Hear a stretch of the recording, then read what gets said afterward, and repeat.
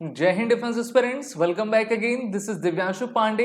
America की agency FBI ने भारत के एक्स रॉ ऑफिसर विकास यादव को मोस्ट वांटेड डिक्लेयर कर दिया है। अब इससे भारत अमेरिका के बीच में जो संबंध हैं एक बार फिर से खटाई में पड़ते हुए नजर आ रहे हैं।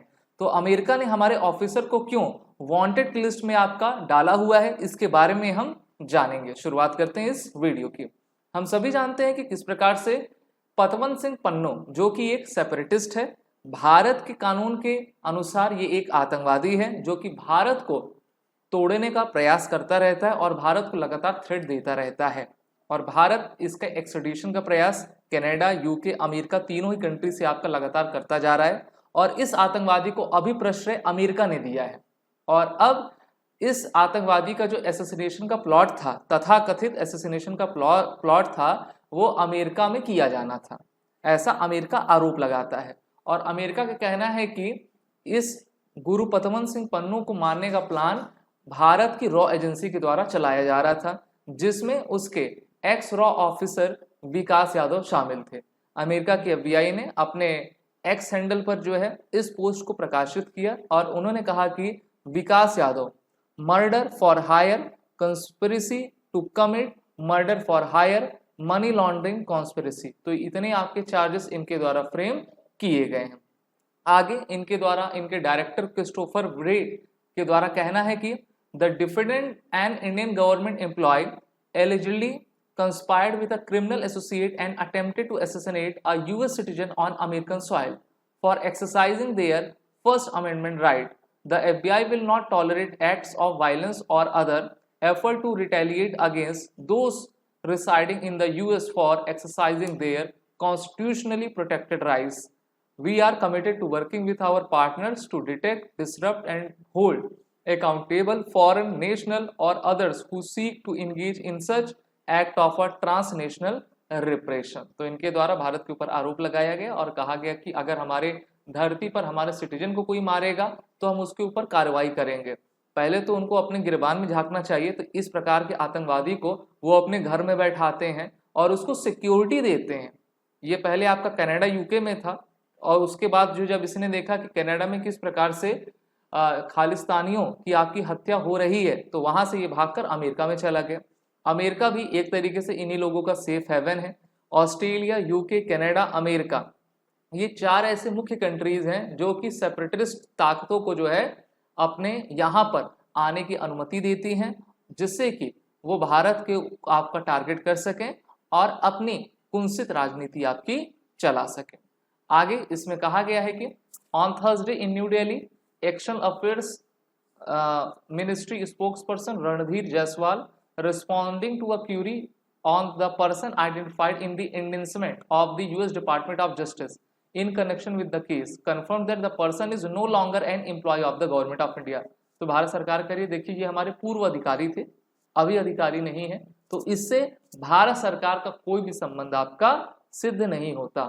द एफबीआई का full form federal bureau of investigation है, has also put Vikas Yadav on its list of wanted fugitives. ठीक है, वांटेड फ्यूगिटिव्स की लिस्ट में उन्होंने इनको आपका रखा हुआ है। अब जानते हैं कि विकास यादव हैं कौन। तो सबसे पहले इस पूरे घटनाक्रम को मैं आपको बताना चाहूंगा।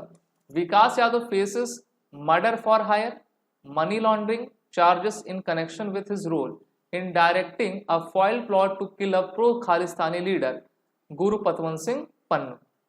ही remains at large, the department of justice said। Vikas Yadav has been identified as the CC1। CC1 का फुल फॉर्म होता है को कॉन्स्पिरेटर इन द फर्स्ट इंडिसमेंट। ठीक है, यानी कि जो भी घटनाक्रम है उसको कराने में मुख्य भूमिका इनके द्वारा निभाई गई।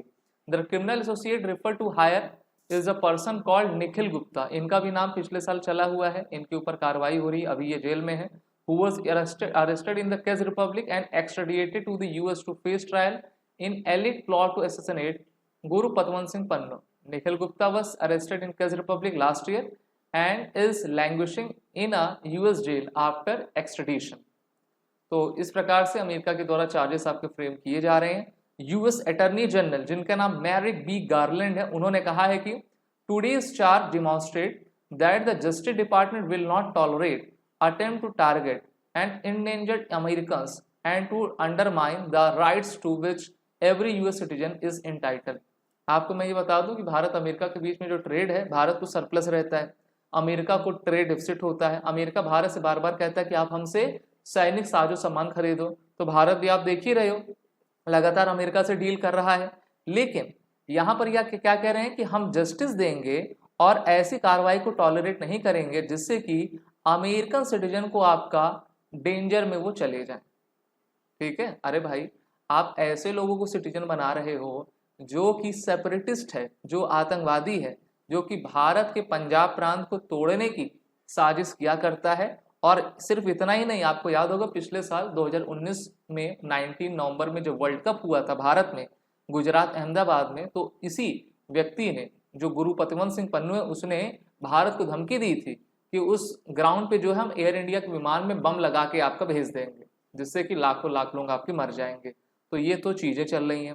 विकास Yadav also known as Vikas और Amanat according to the indictment in the second person to charge in connection with the case. अगर हम यादव जी को देखें, so Vikas Yadav has also serve the CRPF, India's largest paramilitary force. Yadav has described his position, there is an assistant commandant with command of 135 man company. ठीक है, तो CRPF के आपके अधिकारी ये रह चुके हैं, एक्स भारत के अधिकारी हैं, इनके ऊपर आपके चार्ज फ्रेम किए जा रहे हैं। अच्छा, ये सब की शुरुआत कब से होती है? ये सब की शुरुआत होती है कनाडा के साथ। अब कनाडा में वहाँ के एक पप्पू जी हैं जिनका नाम क्या है आप सभी जानते हो, जस्टिन ट्रूडो हैं। जस्टिन ट्रूडो अपनी सरकार को बचाने के लिए वहाँ पे रह रहे खालिस्तानियों की मदद लेते हैं और खालिस्तानी भारत के लिए जो है जहर उगलते हैं, तो उनका समर्थन ये लगातार करते जा रहे हैं। कनाडा में अभी आपकी जो है इलेक्शन होने वाले हैं जहां पर इनको अपनी सरकार को बचाना है और अभी ये अल्पमत की सरकार में चल रहे हैं।